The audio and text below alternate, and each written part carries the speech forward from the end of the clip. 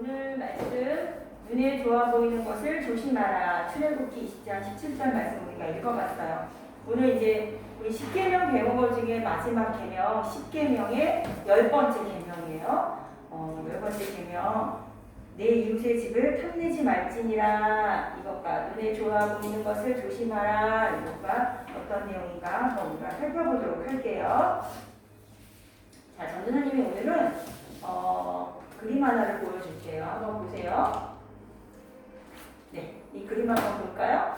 이게 무슨 그림 같아요? 여자가 있고 남자가 있고 좀 높은 사람인 사람이 한 사람 보여요?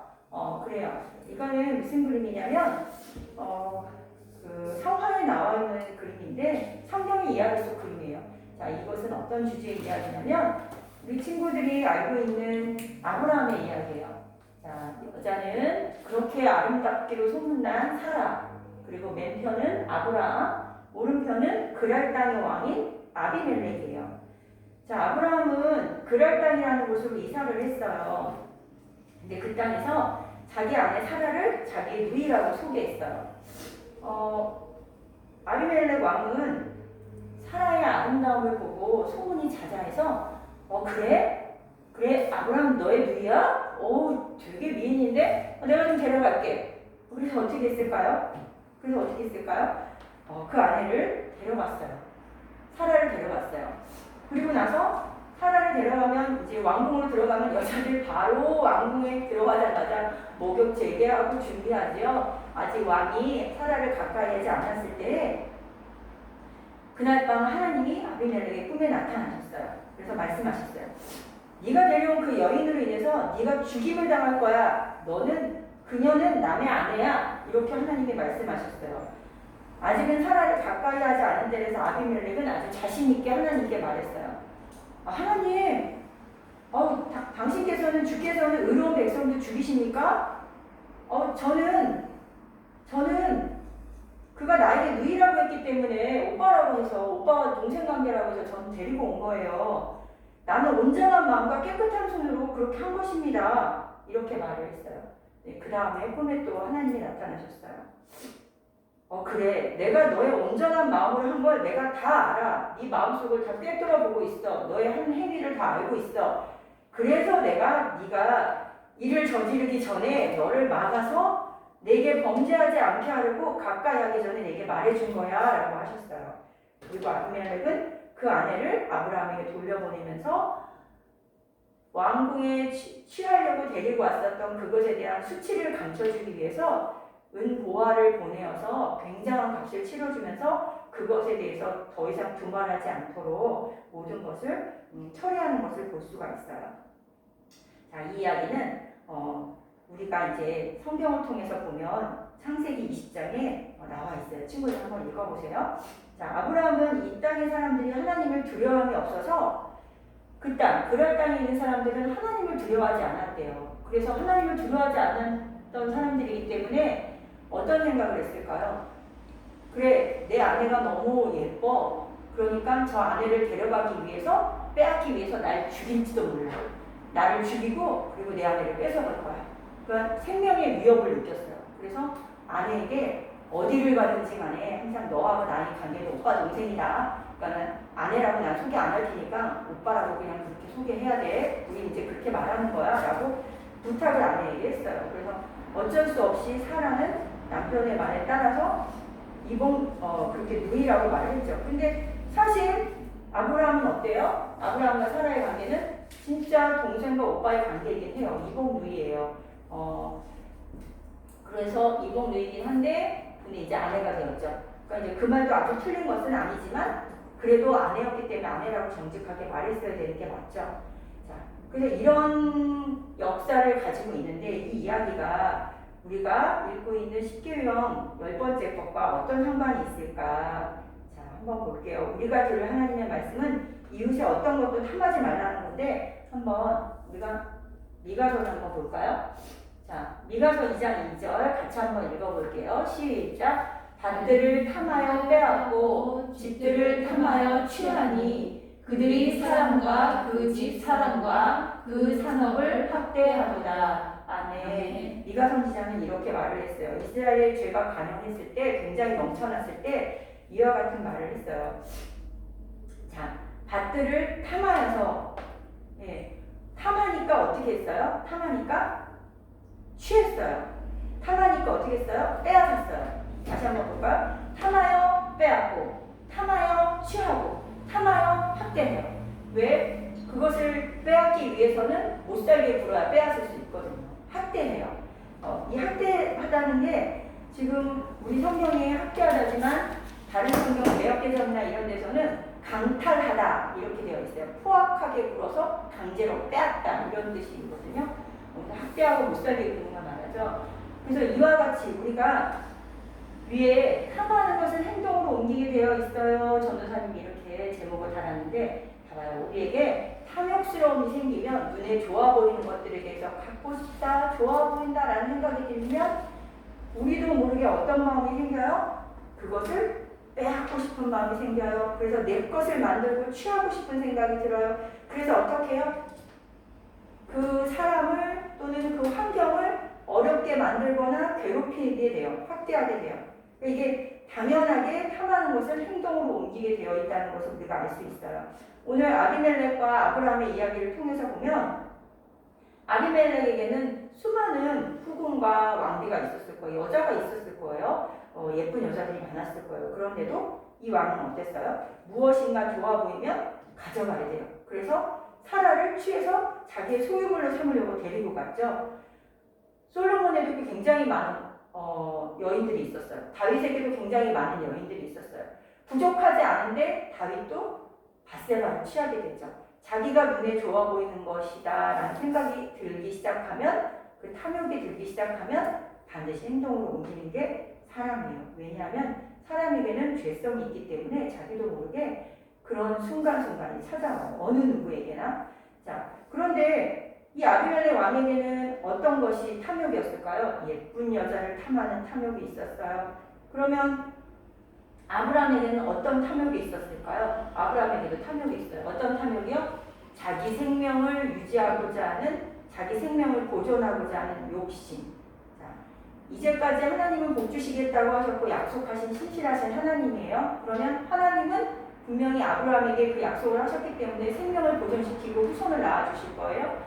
그것을 약속하시는 신실하신 하나님이에요. 그렇다면 아브라함이 자신의 생명의 보존은 누구에게 달려있어요? 하나님께 달려있어요. 그러나 자기 생명을 자기가 보존하고자 수많은 계획을 아내와 짜서 누이라고 얘기하게 되고 속이게 되고 여기저기 갈 때마다 자신의 꾀로 자기의 생명을 보존하려는 탐욕을 부렸어요. 그래서 그것을 행동으로 옮겨서 이와 같은 일들이 벌어지게 됐어요.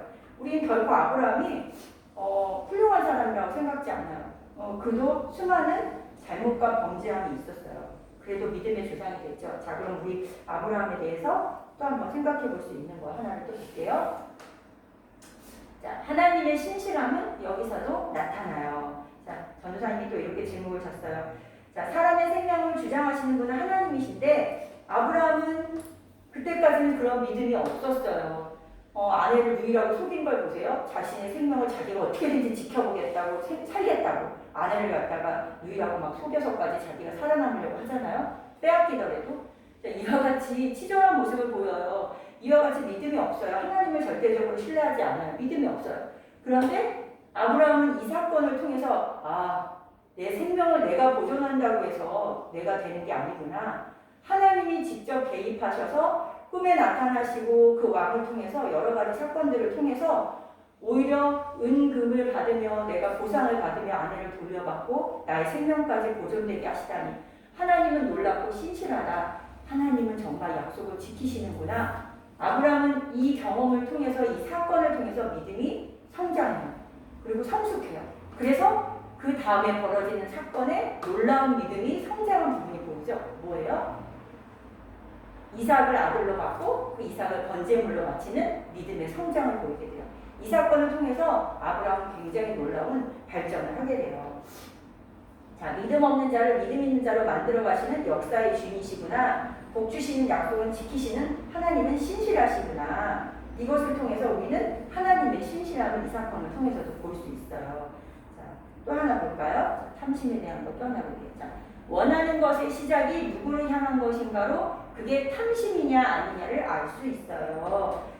우리에게 탐심은 분명 죄예요. 돈과 물질을 탐하든 아니면 이성 아름다운 여자와 남자를 욕심내고 탐하든 아니면 인기를 얻고 권세와 명예를 탐하든 아니면 내 건강, 내 생명을 유지하려고 안간힘을 쏟고 계획하고 탐내든 우리는 무엇인가 끝까지 자신의 것으로 삼고 더 안전하고 나아지고 풍요로워지기를 바라는 마음이 누구에게나 있어요.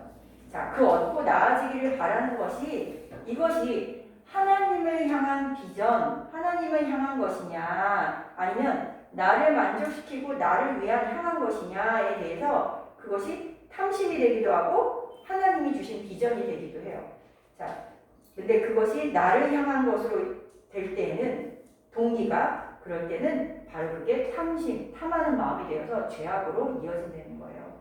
자, 우리가 이렇게 탐심에 대해서 지금 구체적으로 보고 있는데 탐심이 또 특징을 한번 볼까요? 자, 탐심은 끝이 없어요. 탐심에는 끝이 없어요. 자, 이 말뜻은 뭘까요? 욕심이 끝이 없다는 거죠. 계속 원한다는 거죠. 전도서 5장 10절을 한번 읽어볼까요? 시작. 은을 사랑하는 자는 은으로 만족함이 없고 풍부를 사랑하는 자는 소득으로 만족함이 없나니 이것도 헛되도다. 자, 전도서에 나온 말씀이에요. 아주 지혜의 말씀이죠. 자, 은금을 사랑하는 자, 물질을 사랑하는 자는 그것에 만족함이 없대요. 더 많이 소유해서 누리고자 하는 풍부를 바라는 자도 소유함에 만족함이 없대요. 자, 또한 이렇게 물질뿐만 아니라 물질과 보이지 않는 명예라던가 아니면 사람의 마음, 인기와 사람에게 인정받고자 하는 사랑을 얻고자 하는 그와 같은 마음 또한 만족함이 있어요? 없어요? 없어요. 하나님이 하나님의 형상대로 만진 나 그대로를 보여주지 못하고 저기 지금 저 여인의 얼굴을 보세요. 가면을 쓰고 있죠? 페니조나 이쪽에서는 이 얼굴을 하고 저쪽에서는 저 얼굴을 하고 내 속은 그렇지 않은데 인정받고 더 괜찮은 사람으로 보이기 위해서 사람의 마음을 얻고자 그렇지 않은 얼굴을 이 얼굴 저 얼굴을 하면서 사람의 마음을 얻어요. 사람의 비위를 맞춰요. 사람에게 좋은 것을 해요. 이와 같이 해서 얻으려고 해요. 자, 왜요? 나를 만족시키고 괜찮은 사람이 되고 싶거든요. 그 탐심도 끝이 없어요. 결국 우리가 무엇인가 욕심내서 쟁취하고 얻고자 하는 것에는 하나님을 향한 것이냐 나를 높이고 나를 위한 것이냐 나를 만족시키기 위한 것이냐 항상 그 갈림길에 우리가 있을 수밖에 없어요. 자, 그런데 탐심을 어떻게 처리해야 될까요? 다스려야죠. 탐심은 다스려져야 되는 거예요. 자, 창세기 4장 7절을 볼까요?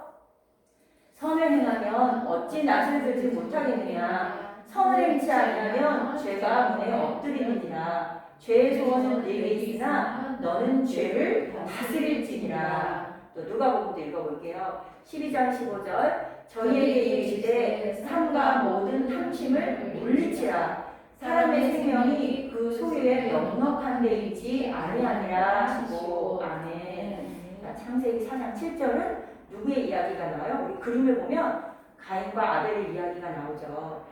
자, 가인과 아벨이 하나님께 제사를 드렸어요. 그런데 가인은 농사짓는 자였고 아벨은 양을 치는 자였어요.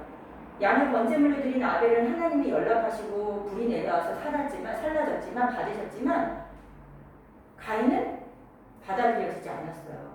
자신이 원하는 대로 하나님의 뜻대로 하나님이 원하신 제사를 하지 않았기 때문에 그 마음과 그것으로 하지 않았기 때문에 하나님이 양을 좋아하고 농작물을 싫어하시나? 그게 아니라 하나님이 좋아하시는 기뻐하는 마음으로 온전한 마음으로 드리지 않았기 때문에 하나님이 연락하시지 않은 건데도 가인은 자신의 잘못을 찾지 않고 하나님이 날 인정해주지 않아 날 받아들여주지 않았어라는 거절감에만 마음이 인정받고 싶은 그 욕심에 굉장히 마음이 불쾌해졌어요. 그러자 하나님께서 이렇게 말씀을 하시죠.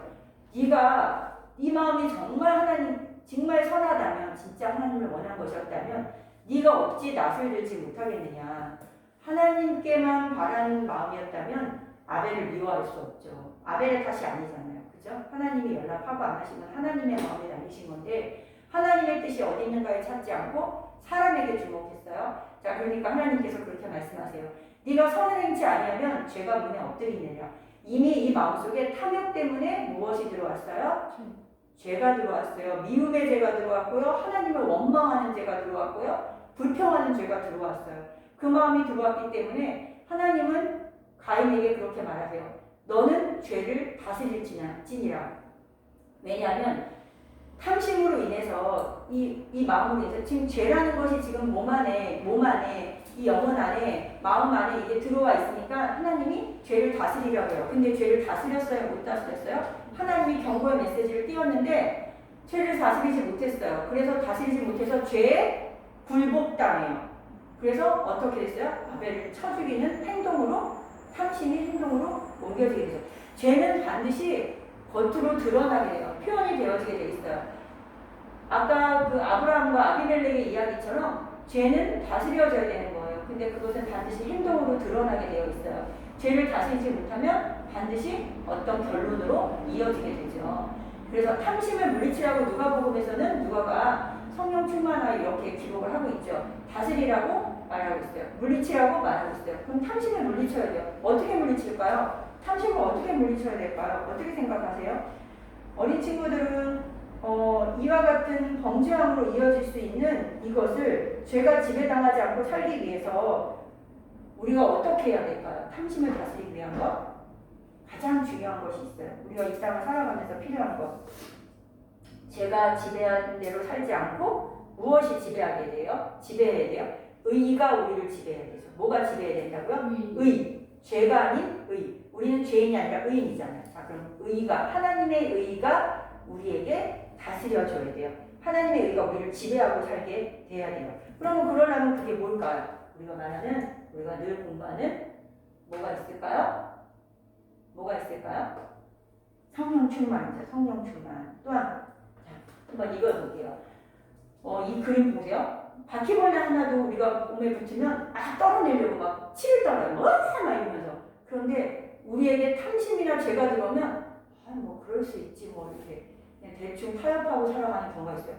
왜냐하면 탐심은 어마어마한 죄를 불러일으키는데도 그건 죄인데도 우리가 민감하게 반응하지 않고 그냥 묻어버려요. 그래서 아비멜렉이 지금 이렇게 아비멜렉도 더 죄를 짓기 전에 탐심으로 인해서 사라를 데리고 왔지만 그 탐심으로 죄를 범해서 그 여자를 범하기 전에 사라를 범하기 전에 하나님이 경고 메시지 스탑! 정지! 아니야. 너 그렇게 하면 그 여자 건드리면 죽어. 아니야. 딴 사람이 아니야. 라고 사인을 주시죠. 누가요? 하나님이. 자, 우리가 탐심이 느껴졌을 때 하나님이 바로 어떻게 하세요? 그만! 스탑! 아니야. 그러면 안 돼. 그거는 탐심이야. 그건 죄야. 내가 싫어하는 거야. 하지 마. 안 돼. 뭐라고 하신다고? 하나님이 사인을 주세요. 이 사인을 민감하게 우리가 알아야 돼요. 신명기 7장 25절에 너는 그들의 조각한 신상들을 불사르고 그것에 입힌 은이나 금을 탐내지 말며 취하지 말라. 두렵건대 너가 그것으로 인하여 올무에 들까 하오니 이는 내 하나님 여호와의 가증히 여기시는 것임이니라.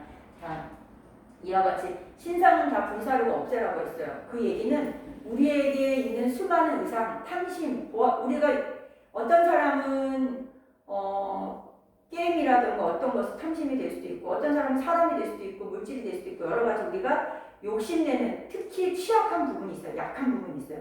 자, 그것들을 어떻게 하래요? 불살라버려요. 없애버리래요. 그것을 없애지 않으면 계속적인 탐심이 올라와서 어떻게 된대요? 올무에 된대요. 질질 끌려다니는 상태가 된대요. 올가미에 걸려서 계속 거기에 끌려다니는 종이 된대요. 종노릇하게 된대요. 그러니까 그러지 않도록 우리가 그것을 다스려야 되죠. 아까 말한 거 그러면 이게 뭘까요? 성령의 도우심은 우리를 다스리게 해줘요. 우리를 도와주세요. 그래서 이거 좀 나한테 좀 부족한데? 라고 생각하는 부족함의 착각과 탐심을 이겨내고 자족하고 감사하는 마음을 소유하게 만들어줘요. 누가요? 성령의 도우심이, 성령님께서요. 그러니까는 우리에는 날마다 성령의 도우심을 어떻게 돼요? 구해야 돼요. 성령님 나 도와주세요. 내가 저게 하고 싶은데 이게 옳은 걸까요? 옳지 않은 걸까요? 하나님 기뻐하시는 걸까요? 아니면 내가 기뻐하려고 하는 걸까요? 항상 하나님께 물어봐야죠. 물어봐야 돼요. 내가 무엇인가 어떤 걸 행동으로 옮기기 전에 내가 이 행동을 하려고 했던 내 마음이 이게 하나님이 보시기에 옳은 마음일까요? 항상 물어봐야죠. 그럼 성령님께서 도와주세요. 화상과 같이 우리의 탐심을 끊임없이 요동치면서 우글대고 있어요. 우리 안에. 언젠가 폭발해서 드러나죠. 자, 빌립보서 4장 11절에 내가 궁핍함으로 말하는 것이 아니라 어떠한 형편에든지 내가 자족하기를 배웠노니 하나님께서는 우리에게 성령을 보내주셔서 보혜사 성령이라는 뜻이 뭘까요? 우리를 날마다 도와주시는 분이잖아요. 함께하면서. 그러니까 성령님께서 우리를 도와주셔서 어떤 형편에 처하든지 부족하지 않아. 절대 풍성해. 너에게는 풍성함이 있어. 왜냐하면 너 안에 내가 있으니까. 그리고 내 안에 네가 있으니까 정신 차려! 하고 하나님께서 우리에게 만족할 수 있는 감사함과 함께 깨달을 수 있도록 지혜를 주세요. 자, 이렇게 좋으신 성령님의 의지에서 자, 우리가 그것을 잘 소유해서 성령님을 안에 모시고서 살아가야 하는데, 자, 마무리할게요. 우리 출애굽기 20장 보면 내 이웃의 모든 것을 탐하지 말라고 했죠. 맨 처음에 뭐를 말하고 있어요? 이웃의 아내, 또 남종과 여종, 그 다음에 소와 나귀 이렇게 말하고 있어요. 자, 이 세 가지를 말하고 있는데 이건 대표적인 것 세 가지예요. 자, 이웃의 아내는 무엇을 말해요? 사람이나 이성을 욕심내고 관계를 망가뜨리는 것을 탐하지 말래요. 그런 것을 욕심내고 행동하면 안 된다고 말하고 있어요. 또 남종과 여종은 무엇을 말하는 걸까요? 자, 남종과 여종은 내가 부릴 수 있는 종이 많아지면 종의 소유가 많아지면 어떻게 돼요? 힘을 행사할 수 있죠. 권력과 권세, 능력을 막 부릴 수 있죠. 다른 사람을 막 이렇게 시켜대면서 내가 막 군림할 수 있죠. 자, 이와 같은 명예와 권력에 대한 욕심을 탐하지 말래요. 자, 그러면 마지막으로 소와 나귀는 뭐죠? 그래요. 우리의 물질적인 소유, 다른 이의 재산, 물질을 탐하고 욕심내지 말래요. 하나님이 내 것이라고 정해주신 것 외에 모든 것을 다 탐하지 말래요. 하나님은 지금 이와 같이 십계명을 통해서 자세한 설명서를 통해서 내가 이렇게 말해. 왜냐하면 그 밑에 나의 이런 뜻이 있기 때문이야. 너희들 삶 가운데 만난 수많은 이와 같은 것들에 이것을 먼저 이 지표를 십계명을 보고 너희들이 얼마나 죄가 많은지 성령의 도우심을 구해서 얼마나 깨어서 살아야 되는지 나를 의지하고 살아 라고 해서 주신 게 바로 십계명이에요. 자, 우리는 늘 말씀 가운데 답을 찾고 성령의 도우심을 기도하며 구하면서 탐심으로부터 자유로워져야 돼요. 예수님은 만왕의 왕이시죠. 예수님은 만유의 주제시며 주인이세요. 자, 우리는 왕 같은 뭐예요? 제사장이에요. 우리는 왕 같은 제사장이에요. 자, 그러면 하나님의 자녀고 왕 같은 제사장이에요. 우리는 그러면 왕손이죠, 왕손? 신령한 하나님의 자녀들에게는 부족함이 있을 수 있을까요? 절대 없어요. 자, 제목을 다시 한번 우리가 읽어보면 좋겠어요. 오늘의 제목이 뭐였을까요? 눈에 좋아 보이는 것을 조심하라. 자, 우리는 보이지 않는 것을 소유한 사람들이에요. 그것은 보이는 것을 다 소유하고도 남아요. 그것을 다 포용하고도 남아요. 자, 보이는 것을 탐하고 사랑치 말고 보이지 않는 것, 우리 안에 감추인 뭐예요? 예수 그리스도의 영, 예수 그리스도의 말씀, 하나님의 진리, 자, 그것을 보이지 않는 것을 사랑하는 우리가 되길 바라요. 자, 오늘 말씀은 여기까지고요. 친구들 기도할게요. 하나님 감사합니다. 오늘도 십계명 10번째 계명을 통해서 우리에게 얼마나 많은 감사치 못하는 부족함을 탐심으로 또 죄악으로 이어지는 수많은 불순종의 길을 걷는지 하나님 깨달았습니다. 우리에게 있는 수많은 우리가 취하고 갖고자 했던 것들, 하나님 그것이 하나님 보시기에 참으로 옳은 마음인지 또 욕심내야 될 것인지 구별하고 분별할 수 있는 하나님 성령 충만함을 주시기를 원합니다. 우리 모든 어린 친구들과 선생님들 날마다 살아갈 때에 이것이 나의 것인지 하나님 것인지 구별하게 하시고 또 이것이 하나님을 위한 것인지 나를 위한 것인지 날마다 깨어 구별하게 하셔서 성령님의 도우심으로 하나님이 원하시고 기뻐하시는 곳으로만 걸어갈 수 있도록 예수님을 더 붙잡고 말씀을 더 의지하고 하나님께 더 가까이 가는 우리가 되게 해주세요. 우리와 동행하시는 하나님을 찬양하고 감사드립니다. 오늘도 십계명을 마무리하면서 하나님 앞에 감사함으로 드리는 예배가 되어지기를 원합니다. 우리에게 주신 소유의 풍부함을 누리며 감사할 줄 아는 예배의 성공자들이 되게 하여 주시옵소서. 감사하며 예수님의 이름으로 기도합니다. 아멘.